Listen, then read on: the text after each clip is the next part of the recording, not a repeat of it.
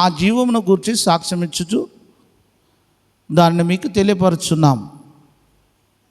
మాతో కూడా మీకును సహవాసం కలుగునట్లు మేము చూచిన దానిని వినిన దానిని మీకు తెలియజేయుచున్నాం. మన సహవాసం అయితే తండ్రితో కూడాను ఆయన కుమారుడైన యేసుక్రీస్తుతో కూడాను ఉన్నది. మన సంతోషము పరిపూర్ణమవుటకై మేము ఈ సంగతులు రాయిచున్నాం. మేము ఆయన వలన విని మీకు ప్రకటించు వర్తమానం ఏమనగా, దేవుడు వెలుగై ఉన్నాడు, ఆయనయందు ఏమాత్రమునో చీకటి లేదు. ఆయనతో కూడా సహవాసం గలవారం అని చెప్పుకొని చీకటిలో నడిచిన ఎడల మనం అబద్ధమాడుచు సత్యమును జరిగింపకుందుము.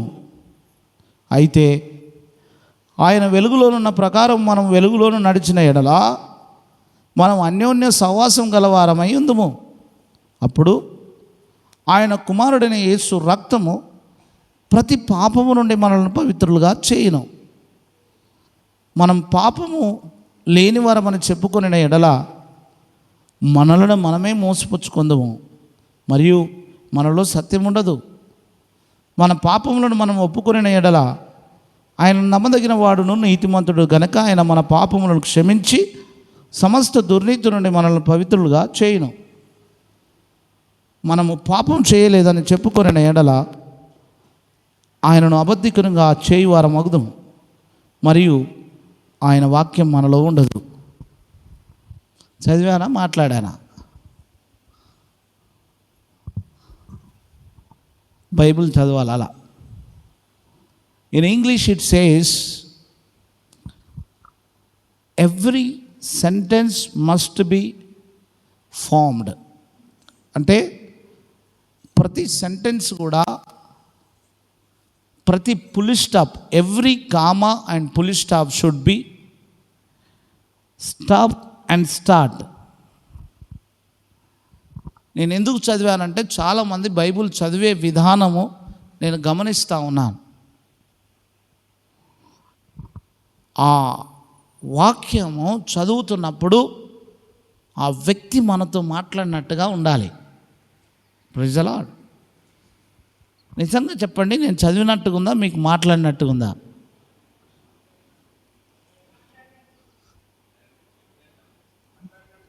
రైట్. ఇప్పుడు నేను ఒకరిని చదవమంటా. బైబిల్ చూడండి అందరు, నేను ఎవరు చదవమంటానో తెలియదు, చూద్దాం. చాలా నేర్పించాలి నేను ఇక్కడ, చాలా అవసరం ఉంది ఇక్కడ.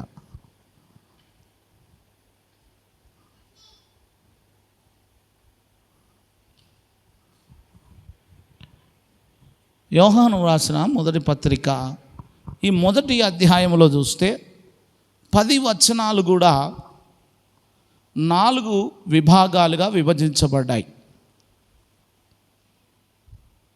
దినేష్ పాస్టర్ గారు చెప్పారు చూసారా, వాక్యము నేర్చుకోవాలి.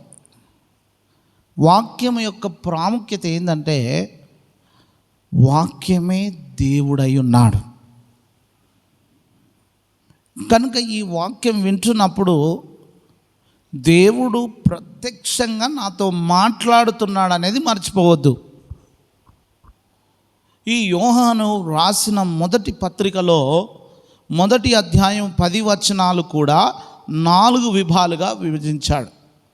మొదటి విభాగం ఏంటంటే మొదటి వచనం, 2వ వచనం, 3వ వచనం, 4వ వచనం, ఇదంతా కూడా మొదటి భాగం. 1 నుండి 4 వచనాలు కూడా మొదటి భాగం. ఏంటి ఆ మొదటి భాగంలో అంటే, ఆది నుండి ఏది ఉండెనో అన్న తర్వాత ఏమంటే, మేము ఏది వింటిమో, కన్నులారా ఏది సూచితిమో, తర్వాత ఏది నిదానించి కనుగొంటిమో, ఇంకా అద్భుతమైన విషయం ఏంటంటే మా చేతులు దేన్ని తాకి చూచెనో అది మీకు తెలియజేస్తున్నాను అన్నాడు. Praise the Lord. ఉపవాస ప్రార్థన అనుభవం ఏంటో తెలుసా? మన పాదాలు ఈ మందిరంలో మోపినప్పుడు, మన మోకాళ్ళ మీద ఉండి ప్రార్థన చేస్తున్నప్పుడు, కడుపు మార్చుకొని ప్రభు పాదాల చెంత మొరపెడుతున్నప్పుడు నీ పాదాలు ఇందులో మోపావే, నీ మోకాళ్ళు ఇక్కడ వంగాయే, నీ నోరు ఇక్కడ పలుకుతుందే, నీ చేతులు పైకెత్తి కింద పెట్టినప్పుడు యేసయ్య పాదాలు తాకాలి. చప్పట్లు కొడదాం. నువ్వు నిదానించి చూడాలి. అది ఉపవాసం యొక్క అనుభవం. నేను చూశాను ప్రత్యక్షంగా ప్రభు యొక్క పాదాలను తాకాను. అందుకే నా జీవితాన్ని ఆయన కొరకు త్యాగం చేసుకున్నాను. దేవుడు ఉన్నాడు అని నిరూపించుకున్నాడు. యోహాను ఈ పత్రిక రాసేటప్పుడు ఆయన స్పష్టంగా విశ్వాసి క్రైస్తవ సమాజానికి ఆయన నిదానించి చెప్పి చక్కగా చెప్పిన మాట, క్రైస్తవ బిడ్డలారా మీరు బాగా వినండి. మొదటి వచనం అందరూ చూడండి. చాలా స్పష్టంగా చెప్పాడు. మేము ఏది వింటిమో, అండర్లైన్ చేసుకోండి, మేము ఏది వింటిమో. రెండవది, కన్నులారా ఏది చూచితిమో. రైట్. నెంబర్ 3, ఏది నిదానించి కనుగొంటిమో. ఇక ఐదవది, మా చేతులు దేన్ని తాకి చూచెనో. ఈ అనుభవం అనేది క్రైస్తవ బిడ్డలకు లేదు. దేవుని తాకిన అనుభవం లేదు. దేవుని ప్రత్యక్షత పొందిన అనుభవం లేదు. దేవుని వాక్యము వింటున్నాం, ప్రార్థనకు అటెండ్ అవుతున్నాం, కానీ దేవుని యొక్క ప్రత్యక్షత మనం పొందలేకపోతున్నాం. కానీ యోహాన్ చెప్తాడు, నేను ఈ పత్రిక రాస్తున్నా బిడ్డ, నా చేతులు దేనిని తాకాయో. అంటే ఆయన ఎంతగా యేసయ్య పాదాలు తాకి ఉండొచ్చు, ఎంతగా దేవునికి దగ్గరగా ఉండొచ్చు, ఎంతగా దేవునికి సమీపంగా ఉండొచ్చు. ఈరోజు నేను అందుకని చెప్పాను మన వాళ్ళకి, ఈ హోలీ పండుగ రోజు హోలీ కావాలా, నీకు హోలీ కావాలా అని అడుగుతున్నా.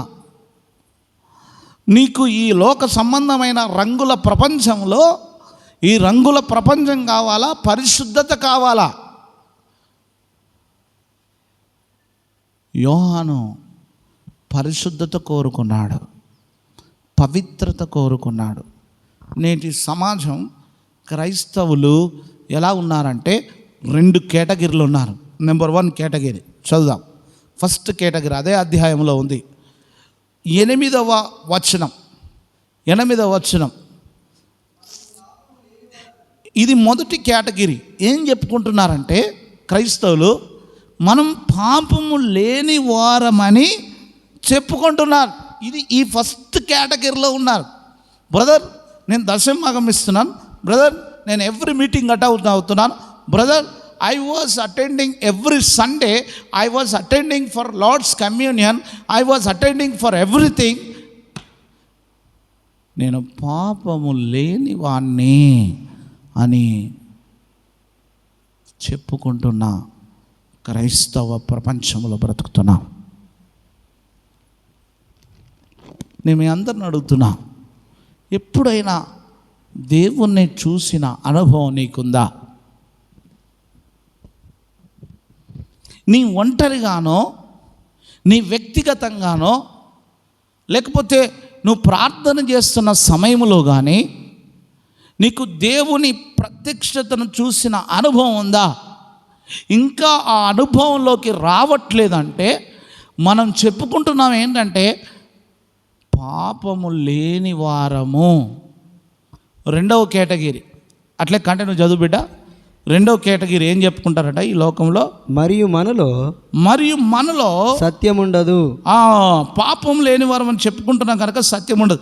2వ కేటగిరీ ఎవరంటే 10వ వచనంలో ఉంటుంది చూడండి. 2వ కేటగిరీ వాళ్ళు మనము పాపము చేయలేదని చెప్పుకొని. ఇక్కడ 2 విషయాలు. మొదటి కేటగిరీ ఎలా ఉంటున్నారు? మేము పాపము చేయలేదని చెప్తున్నారు. అదే కదా, 2 పదాలు కొంచెం దగ్గర సంబంధం ఉంటాయి. మళ్ళీ చదవండి, 8వ వచనం మళ్ళీ చదవండి. మనము పాపము చెయ్యలేని వారమని చెప్పుకునే బ్యాచ్. పాపము చేయలేదని చెప్పేవాళ్ళు కొంతమంది.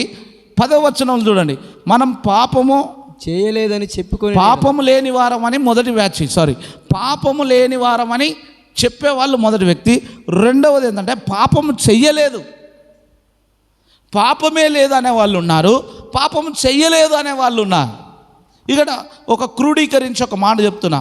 మీకు రెండు పదాలు అర్థం కానికి ఒకేలాగా కనిపించిన క్రైస్తవ బిడ్డలు ఈరోజు దేవుణ్ణి ఎదుట కూడా ఎలా అయిపోయారంటే నటన వలయంలోకి చిక్కిపోయారు.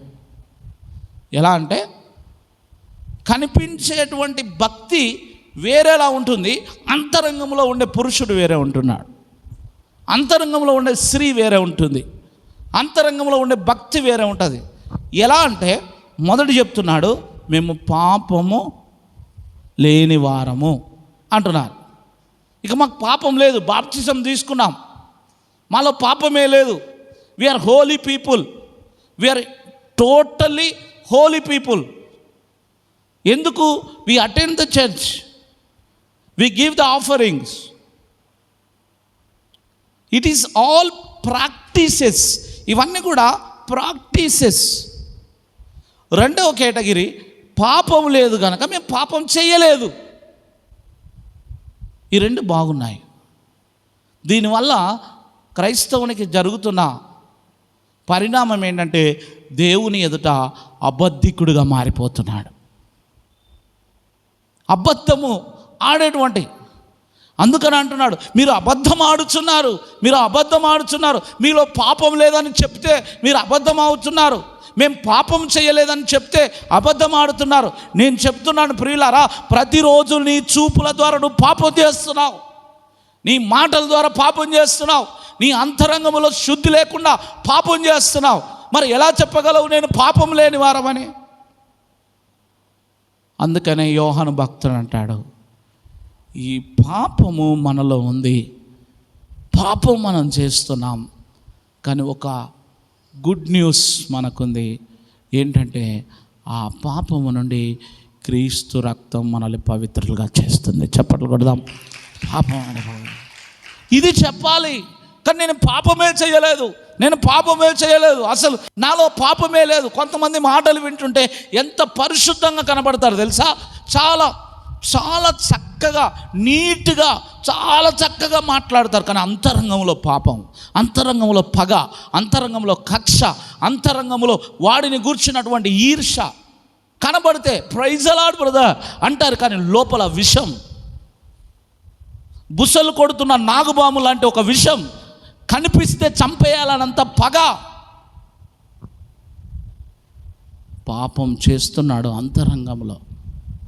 ఎందుకు మనుషుడు ఇప్పటి వరకు దేవుని చూడలేకపోతున్నాడు తెలుసా? మత్తయి సువార్త 5వ అధ్యాయం 8వ వచనం.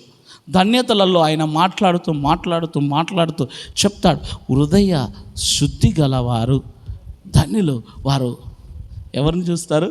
దేవుని చూచెదరు. అంటే ఇప్పటికీ నీవు దేవుణ్ణి చూడట్లేదంటే, ఇప్పటికీ నువ్వు దేవుని ప్రత్యక్షతను అనుభవించట్లేదంటే ఇంకా నీ హృదయము శుద్ధి కాలే. ఇందులో ఏముంది తెలుసా?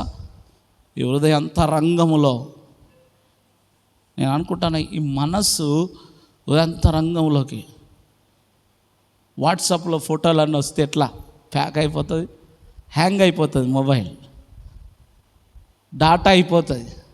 ఇంకో మాట చెప్పాలంటే ఫుల్ అయిపోతుంది ఫోటోలతో. అప్పుడు ఒక వార్నింగ్ వస్తుంది, స్టోరేజ్ ఫుల్. ఏమని వస్తుంది? Storage full. నేను ఉదయం ఒక కొటేషన్ రాసుకున్నాను, నీ హృదయములో లోకమనే ఐహిక విచారముల చేత ఫుల్ అయిందనుకో, దేవుడు నీ హృదయంలో నిల్లు. అర్థమైందా మీకు? నా మాట మీకు అర్థమైంది అనుకుంటే దేవుని స్తోత్రం, హల్లెలూయా. నీ హృదయములో ఐహిక విచారముల చేత, ఐహిక విచారములు అంటే ఏం తెలుసా? కొన్ని పదాలు చెప్తాను. మొదటి పేతురు ఉదయం చదివించిన వాక్యం ఎంతమంది గుర్తుంది? చదువు బిడ్డ త్వరగా. ఉదయం వచ్చిన వాళ్ళు ఉదయం వదిలేశారా? నువ్వు వచ్చా కదా, నువ్వు రాలే. సత్యం చేతులు ఎత్తేసాడు, నేను రాలేదని. చదువు బిడ్డ, ఎన్నో అధ్యాయం అది. మొదటి పేతురు 1వ అధ్యాయం 16వ వచనం చదువుడ. నీ బైబిల్ ఏం బైబిల్ అమ్మా? నేను శుద్ధుడని అంటున్నావు. నేను పరిశుద్ధుడనై ఉన్నాను కనుక మీరును పరిశుద్ధులై ఉండరు. చూడండి, నేను పరిశుద్ధుడను. I am holy, you should be holy. ఈ హృదయములో నిన్న ఒక సహోదరు ఏడుస్తూ ఉంది. ఏమండి, వాగ్దానం చేస్తున్న భార్యాభర్తలు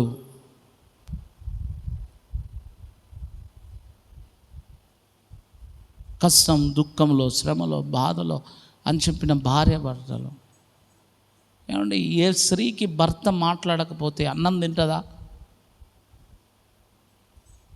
దౌర్భాగ్యం ఏంటంటే ప్రజల మధ్య భార్యను పలకరిస్తున్నాడు, honey come, my dear wife come, కానీ ప్రజలందరూ వెళ్ళిపోయిన తర్వాత చితక బాధతున్నాడు.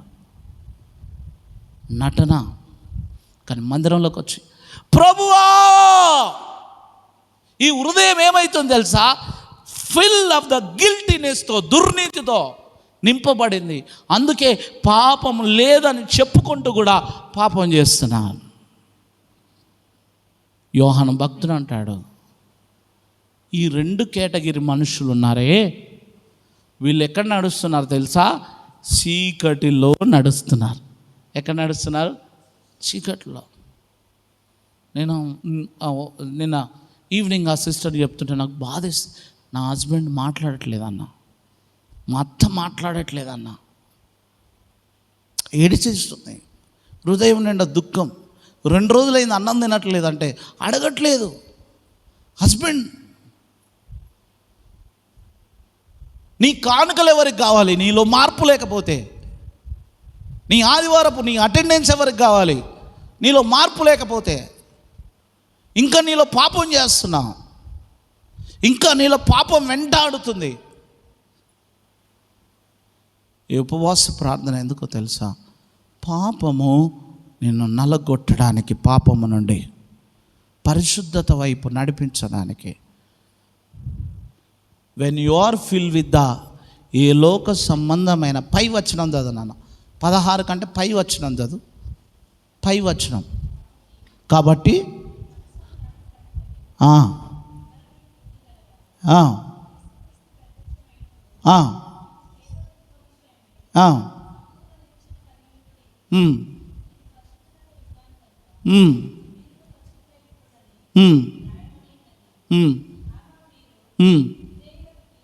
విధేయులై పిల్లలై అజ్ఞాన దశలో, ఇక్కడ ఈ మాట అండర్లైన్ చేసుకో, ఆశలను అనుసరించి. పాపం ఎందుకైతే తెలుసా? పాపం ఎందుకు వస్తుంది తెలుసా మనిషికి? ఆశలు. ఆశలు ఇన్ ఇంగ్లీష్ డిజైర్స్. డిజైర్స్, ఆశలు. గొడవలు ఎందుకైతే ఇంట్లో? ఆశలు. తల్లిదండ్రులకు పిల్లల మధ్య గొడవలు ఎందుకైతాయి? ఆశలు. పరిశుద్ధత ఎందుకుంటుంది తెలుసా? ఆశలు. ఈ ఆశ ఏంటి తెలుసా? ఈరోజు బిర్యానీ తినాలి, వాడు బిర్యానీ తిన్నాడు, నేను తినాలి. వాడు బీరువా కొన్నాడు, మా ఇంట్లోకి బీరువా కావాలా. వాడు ఇల్లు కట్టుకుంటాడు, నేను ఇల్లు కట్టుకోవాలా. అందుకని అంటాను, రోజుకొక్కసారి మార్కెట్లో ఉన్న సమాధి దగ్గరికి పోయిరండి. అదే మన బ్రతుకు చివరికి. అక్కడికే మనం వెళ్ళాలి, అక్కడికే వెళ్తుంది డెడ్ బాడీ. కానీ మనం ఏం చేస్తున్నాం తెలుసా? పాపము పక్కనే పెట్టుకుంటున్నాం, పాపం హృదయంలో పెట్టుకుంటున్నాం, పరిశుద్ధుడైన దేవుణ్ణి ఆహ్వానిస్తున్నాం, కానీ మన ఇంట్లో జరగాల్సిన కార్యాలు జరగట్లేదు. దేవుడు చేయాల్సిన పని చేయట్లేదు. ఎందుకు అంటే చెయ్యకుండా యెషయా గ్రంథములో అంటాడు, విననేరకయుండునట్లు నా చెవులు.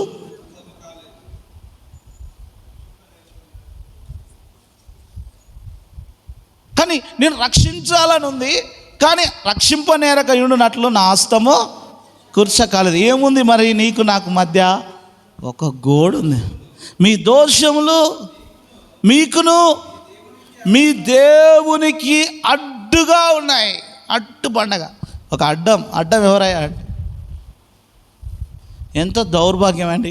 పెళ్ళి చేసుకొని పిల్లలు కన్నదాకా నీ ముఖం చూసినావా అంటాడా భర్త? అలాంటి వాళ్ళు ఉన్నారు సమాజంలో. నీ ముఖం చూసుకున్నావు అద్దంలో? ఒక మాట చెప్తాను. 2001లో ఒక సంఘటన జరిగింది. ఆ సంఘటన ఏంటంటే,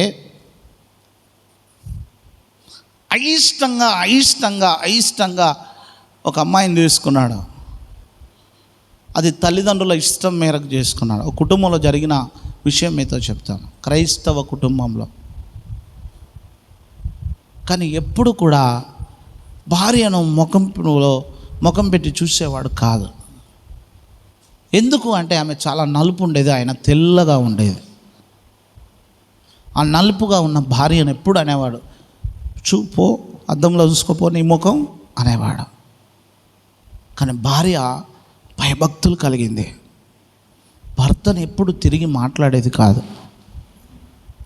తిరిగి దూషించేది కాదు, తిరిగి పాపపు మాటలు అనేది కాదు. తెలంగాణలో ఒక మాట అంటారు, పల్లెత్తు మాట కూడా అనేది కాదు. అంటే దాని అర్థం ఏంటి? చిన్న మాట అనేది కాదు. ఎందుకు అంటే ఆమెను ఎప్పుడు దేవుడు ప్రేరేపించాడు. యోబు నోటి మాట చేత కూడా పాపము చేయలేదు. నేను చెయ్యను. భర్త ఎంత దూషించినా చేయడు. కట్టె మిషన్లో పనిచేస్తాడు ఆయన. చేస్తుండగా ఒక చిన్న కర్ర వచ్చి ఈ కంట్లో దిగింది. కన్ను పోయింది. ఆ కన్ను తీసేస్తున్నప్పుడు ఈ కన్నుకు ఈ ఐబాల్కు ఒక కనెక్షన్ ఉంటుంది. ఆ కనెక్షన్ కట్ అయిపోయింది. ఈ కన్ను ఉంది కానీ పని చేయట్లేదు. టోటల్ గుడ్డివాడైపోయాడు. గుడ్డివాడైనాక కూడా తిడుతున్నాడు. ఏమంటాడు తెలుసా? దీని వల్లనే అయింది, ఈమెను చేసుకుంటేనే అయింది.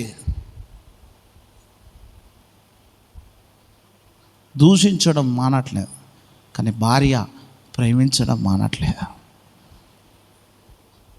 అన్నదమ్ములు వచ్చారు, అక్క చెల్లెలు వచ్చారు, అందరు వచ్చారు. ఒక టైం వచ్చింది, ఆయనకు ఆపరేషన్ చేయించాలి. ఏంటి, టోటల్గా బ్లైండ్ అయిపోయాడు, కన్ను కనబడట్లేదు. ఇక ఆ టైంలో ఎంతోమంది దాతలను అడిగారు, ఒక కన్ను ఇతనికి అమర్చాలి, ఇవ్వాలి అంటే ఎవరు ఇవ్వట్లేదు. భార్య డాక్టర్ దగ్గరికి వెళ్ళి చెప్తుంది, అయ్యా నా కన్ను నేను ఇస్తాను, నేనంటే నా భర్తకి ఇష్టం లేదు, కానీ నేను ఇచ్చానని మాత్రం చెప్పకు అని చెప్పి తన కన్ను తీసి తన భర్తకిచ్చింది. తన భర్తకిచ్చి ఇక ఆపరేషన్ అయింది. ఆ కన్ను అమర్చారు. కన్ను ఓపెన్ చేసే టైం వచ్చింది. చెప్తున్నాడు, ఈ దరిద్రపు దాని ముఖం నాకు చూపించద్దు.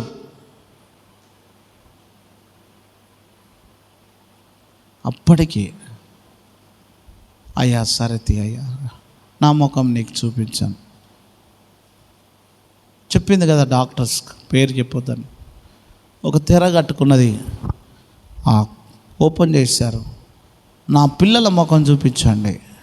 పిల్లల ముఖం చూపించాడు. రోజు భార్య ముఖం మాత్రం చూడ అంటున్నాడు. ఆమె వల్లే నా కళ్ళు పోయినాయి అంటున్నాడు. రోజు భార్య ఏం చేస్తుంది తెలుసా?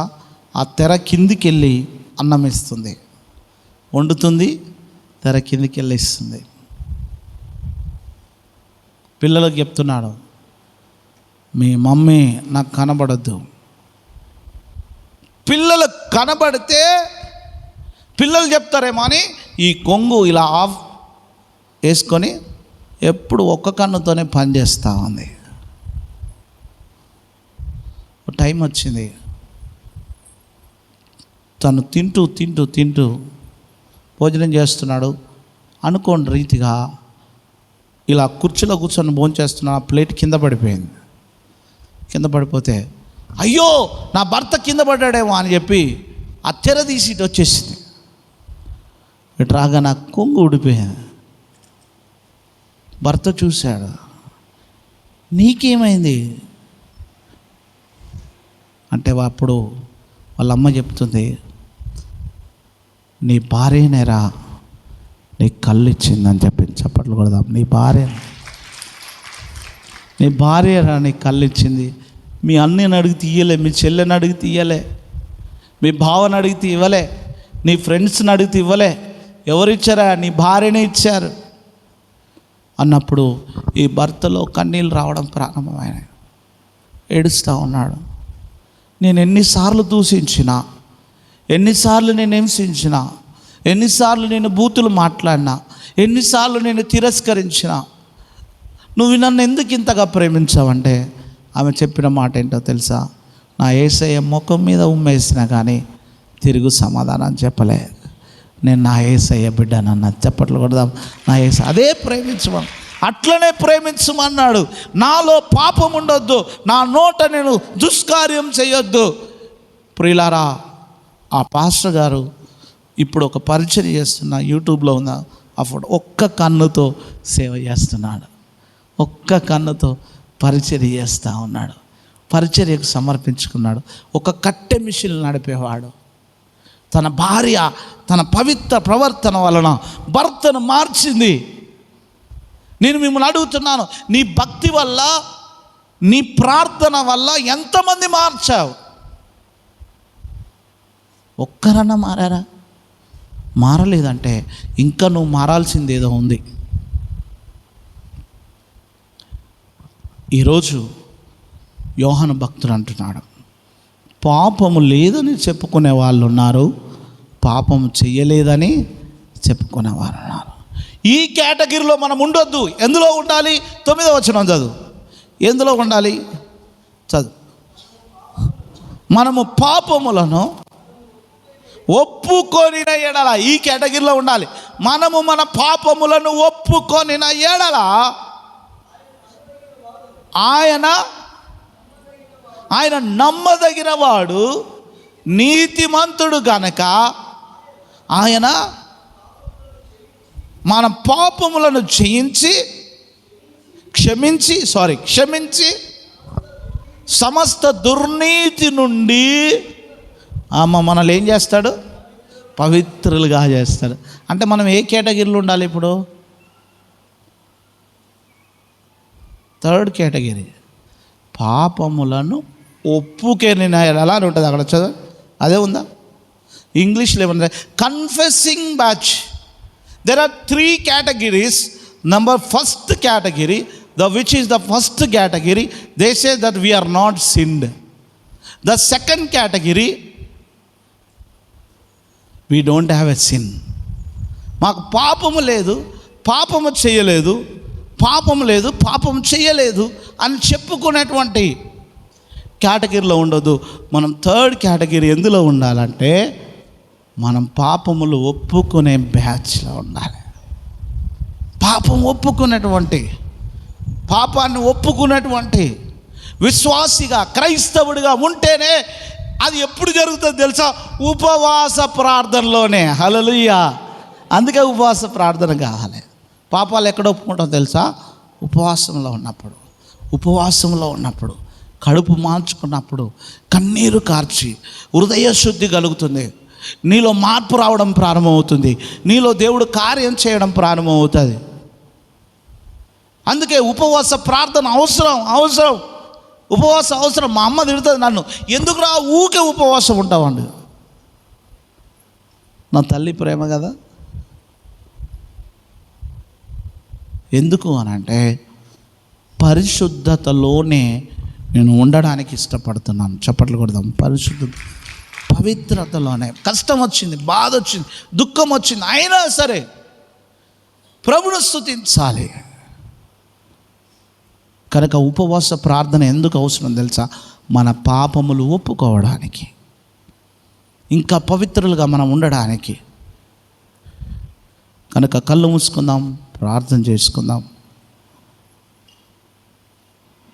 ప్రార్థన చేద్దాం. ప్రభువా, మేము పాపములు ఒప్పుకొని పవిత్రులుగా ఉండడానికి, పరిశుద్ధంగా ఉండడానికి థ్యాంక్ యూ జీసస్. ఒక 2 minutes మనం ప్రార్థన చేద్దామా? ఒక 2 నిమిషాలు. అయ్యా,